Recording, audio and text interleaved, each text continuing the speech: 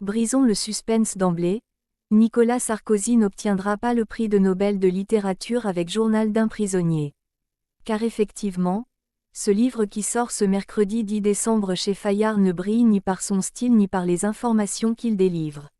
Il est vrai qu'avec 213 pages pour 3 semaines d'incarcération, l'ex-chef de l'État aurait difficilement pu produire autre chose que ce laborieux festival de la palissade sur la prison.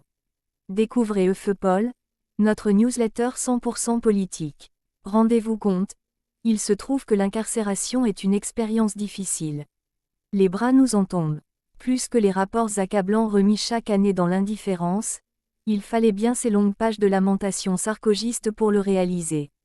On en oublierait presque que Nicolas Sarkozy a été ministre de l'Intérieur, et qu'il multipliait les déclarations chocs sur le prétendu laxisme du système judiciaire et carcéral. Mais voilà, une fois entre les quatre murs d'une cellule, la perception change. Au point de constater l'évidence lorsque ses proches viennent lui rendre visite, je ressentais physiquement la différence qui existait désormais entre les autres et moi. Il pouvait quitter la prison, moi non. Bouleversant, la foi du prisonnier, mais au-delà d'un contenu d'une richesse toute relative, déjà largement relatée dans la presse, le livre dresse une toile de fond idéologique qui correspond parfaitement à l'écosystème médiatique dans lequel il s'épanouit, celui du groupe Bolloré. Publié chez Fayard, passé sous le giron du milliardaire breton et multipliant désormais les sorties de tout ce que l'extrême droite cathodique compte de plumes, d'Éric Zemmour à Jordan Bardella en passant par Philippe de Villiers, l'ouvrage repose sur 3 piliers intellectuels épousant la croisade menée par cet empire médiatique. Le premier d'entre eux, la foi catholique. Se disant injustement condamné et jeté au cachot, Nicolas Sarkozy multiplie les références religieuses et les marques d'une piété retrouvée à l'épreuve de l'emprisonnement. Une conversion subite, souligne-t-il page 83. La météo clémente le jour de son incarcération. Un signe de la Providence. Un match du PSG programmé le soir même. Un autre signe de la Providence. Pratique. Car qui d'autre à part un innocent, si multicondamné soit-il, se retrouverait ainsi entouré de manifestations divines. Dans cette atmosphère désespérante autant que menaçante, j'ai soudainement éprouvé le besoin de m'agenouiller au bord de mon lit. J'ai prié, écrit-il dès la 45e page de son récit, avant de raconter ses entrevues régulières avec l'aumônier de la santé, avec lequel il dit avoir communié avec une certaine ferveur. Voilà qui colle parfaitement avec l'offensive religieuse menée sur les antennes de Vincent Bolloré. Le retour de la foi face à la haine, de la justice des hommes, forcément politisée et forcément de gauche, du miel aux oreilles du milliardaire conservateur, qui a aussi dû adorer la référence aux racines chrétiennes de la France, mentionnée page 172. Extrême droite et réalité parallèle.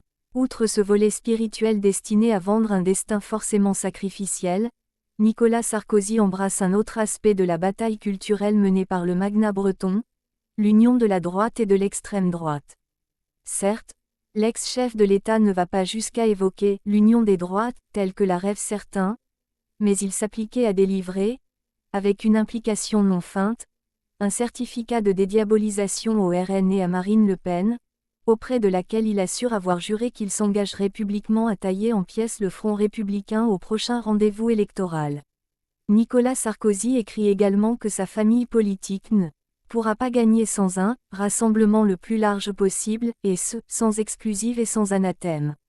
Car, selon l'ex-chef de l'État, les Français supportent de plus en plus difficilement les outrances de la France insoumise et le cordon sanitaire factice, autour d'un rassemblement national qui ne constitue pas un danger pour la République. Un constat qui a de quoi faire tousser les gaullistes de l'ex-UMP, lorsqu'on se souvient qu'une actuelle porte-parole du RN écrivait encore récemment des textes à la gloire Jean-Bastien Thierry, colonel tristement célèbre pour avoir organisé l'attentat du Petit Clamart en 1962. Enfin, et conformément à sa ligne de défense dans tous les procès qu'il a dû affronter, l'ancien président de la République persiste dans l'assertion de réalités alternatives. Ainsi, Nicolas Sarkozy s'échine à répéter que tout est parti d'un « faux » publié par Mediapart, ce qui ne correspond pas aux conclusions de la justice. Il récidive à présenter sa Légion d'honneur par son rôle joué dans l'affaire Human Bomb, ce qui est une légende. Il s'obstine à se dire victime d'un complot judiciaire ourdi par une haine irrationnel dont il ferait l'objet, sans citer la moindre preuve ni les autres affaires dans lesquelles il a été condamné définitivement. C'est beau comme du Pascal Praud, cet éditorialiste qu'il prend soin de remercier page 78, tout comme l'autre star de CNews, Laurence Ferrari, pour leurs billets enflammés contre la justice.